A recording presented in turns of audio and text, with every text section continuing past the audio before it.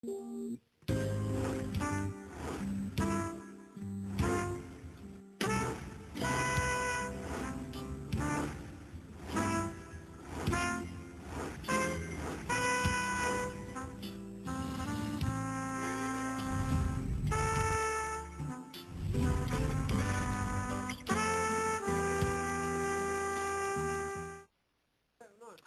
señores, estamos otra vez aquí en Palabras al Viento.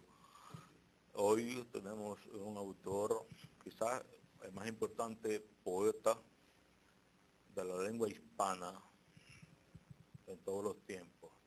Félix Rubén García y Sarmiento, Rubén Darío, nacido en Chocoyos, hoy Metapa, Nicaragua. Vamos a hablar sobre el más grande autor del modernismo, no solamente en América, sino también en el mundo. Rubén Darío. Buenas tardes, como cada miércoles aquí en Palabras al Viento. Y como decía usted, vamos a hablar de Rubén Darío. Es interesante anotar desde el principio que el tatarabuelo de Rubén Darío, bueno, el nombre era Darío, por supuesto, y que a las hijas del tatarabuelo comenzaron a llamarlo las Darío y a los hijos los Darío, y al final se convirtió en apellido de la familia. El papá de Darío incluso firmaba Manuel Darío, y es porque es una cosa que es muy común aquí también en República Dominicana, que se dé ese caso, y se dio con Rubén Darío. Pero nada, Oscar, te pasamos a ti para que... Pues sí, buenas tardes a todos, y es verdad, yo coincido contigo en eso, es curioso, pero ha pasado en infinidad de apellidos y con el tiempo son patronímicos que empiezan a tomar el nombre, por ejemplo, de las ciudades de origen, de los pueblos de origen, y como le llaman, como en este caso, el de Darío, los de Darío, y se va quedando, y al final se legaliza. Pero bueno, eso es una anécdota, y yo creo que lo importante es que hoy vamos a tratar en justicia a uno de los autores latinoamericanos con más repercusión a nivel internacional. De hecho, como decía Ramón, abandera el movimiento del modernismo, y creo que tiene un peso específico y que, bueno, todo el mundo debe de conocerlo. Además, Centroamérica, Nicaragua, no ha dado en exceso grandes literatos, y creo que Rubén Darío ocupa un sitial muy importante dentro de las letras, y por eso merece que abordemos hoy bastante sobre una biografía que tiene bastante interesante, bastante curiosa, y una obra que dará también para cortar por muchos sitios, así que vámonos con él. Moisés. De 1867 al 1916, solo 49 años, ¿no? Volvemos a tocar otro de los grandes que no llega a los 50, con un talento innato. Aprendió a leer a los 3 años, y su primer soneto entiendo que lo hizo a los 13, que fue una elegía. Entonces, estamos hablando de otro de los grandes, definitivamente una influencia no solamente para Latinoamérica, sino, como decía Oscar, para Europa, España. Muchos de los del 98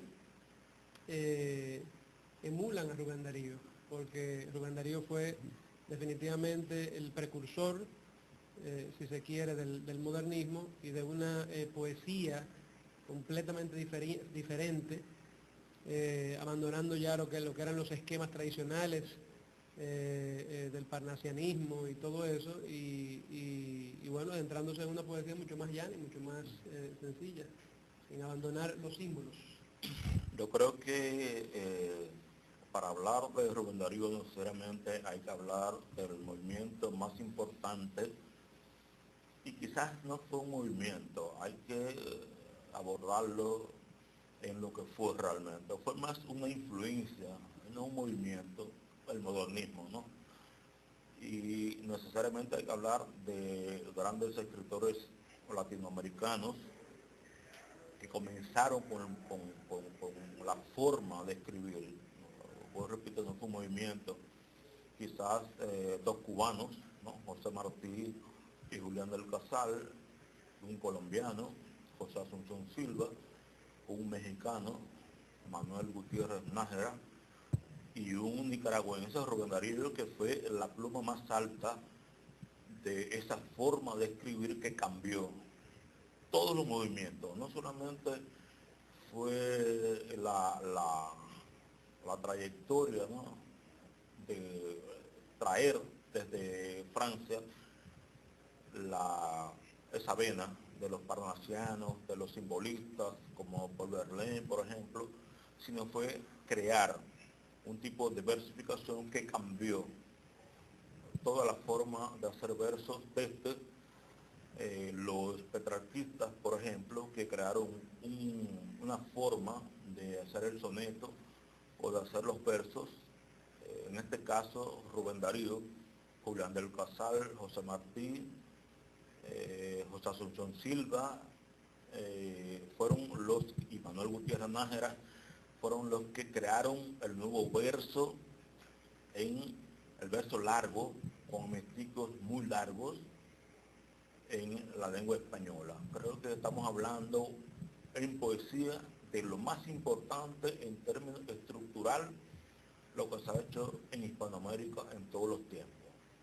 Alguien dijo que el modernismo no era más que la suma de tres atrasos, que era el clasicismo, el romanticismo y el indigenismo en América Latina.